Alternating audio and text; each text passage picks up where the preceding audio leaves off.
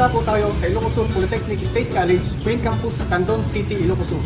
Ngayon naman, narito po tayo sa Ilocos Sur Polytechnic State College, Tagudin Campus para sa isinasagawang Know the BFP, a Symposium on Fire Service and Public Safety ng Bureau of Fire Protection Ilocos Sur sa pangunguna ni Fire Senior Superintendent Ramel Bascal Borja, ang Provincial Fire Marshal ng BFP Ilocos Sur.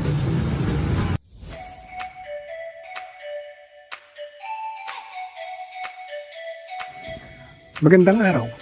Bilang bahagi ng patuloy na kampanya ng Bureau of Fire Protection Ilocos Sur para sa kaligtasan at kamalayan ng publiko, nagsagawa ng isang symposium para sa mga mag-aaral ng Ilocos Sur Polytechnic State College.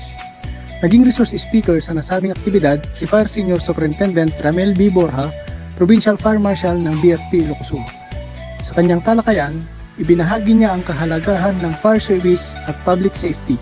Gayon din ang mahalagang papel ng bawat mamamayan sa pagpapanatili ng ligtas at maayos na komunidad.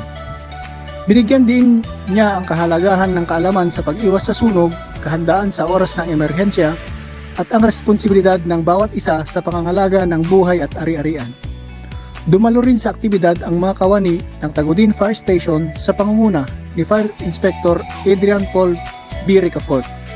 Nagsagawa sila ng Fire Safety Awareness Lecture at isang praktikal na demonstrasyon upang higit na mapalawak ang kaalaman ng mga estudyante tungkol sa mga hakbang sa pag-iwas sa sunog at tamang pagtugon sa mga insidente ng emerhensya. Sa pamamagitan ng mga aktibidad na ito, maging handa at mulat ang mga mag-aaral sa wastong pagkilos upang mapanatili ang kanilang kaligtasan at ng kanilang komunidad. Patuloy na nagsisilbi ang Bureau of Fire Protection sa paghahatid ng kaalaman, kahandaan at proteksyon para sa isang mas ligtas at matatag na pamayanan. BFP Ilocos Sur, naglilingkod ng may katapatan, kahusayan at malasakit para sa kaligtasan ng mamamayan.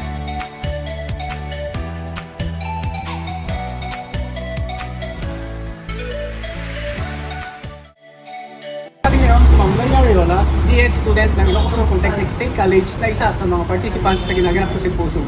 Ma'am, ano naman po ang mga natutuhan ninyong mga gampalin ng Bureau of Fire Protection maliban po sa pag-apula ng sunog? So, bukod po sa pag-aapula ng apol, ang dalawa po yung natutunan ko sa tungkulin ng BFP po. Una doon is yung medical services po. Like example is tumutulong po sila sa mga nadisgrasya po ganito. At pangalawa po is tumutulong din sila sa mga disaster like pagbaylindol, pagbaha, ganun po.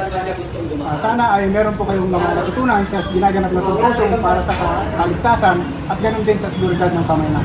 Ano naman po ngayon ang inyong masasabi sa mga coordinators at mga lecturers po natin? Ang masasabi ko lang po ay ipagpatuloy ko lang nila yung pagbabahagi ng informasyon ng mga ganito sa mga ganitong informasyon natin na po. Hindi lang po sana sa school, hindi po sa barangay po. Dahil sa karamihan po is mga bahay-bahay po yung mga pangyayari ng mga school. Maraming salamat po sa inyong pagpapagod.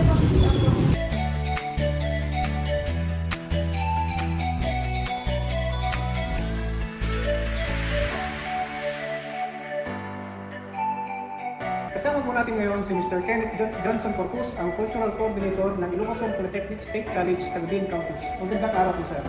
Sir, ano naman po ang kahalagahan ng pagdaraos ng symposium na ito para sa mga estudyante at gayon din sa mga kawani ng SPSC? Napakalaki pong bagay, sir, since ating pong mga estudyante mas magiging aware kung ano po yung mga dapat nila pong gawin at mga kinakailangan gawin just in case may mga ganong pangyayari po.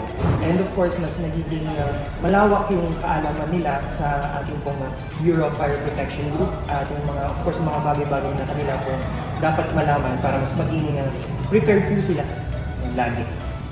Maraming salamat po sa pagpapaunlak sa amin. We are looking forward po for other collaborative activities with BFP. Yes, sir. You're always welcome. Thank you, sir.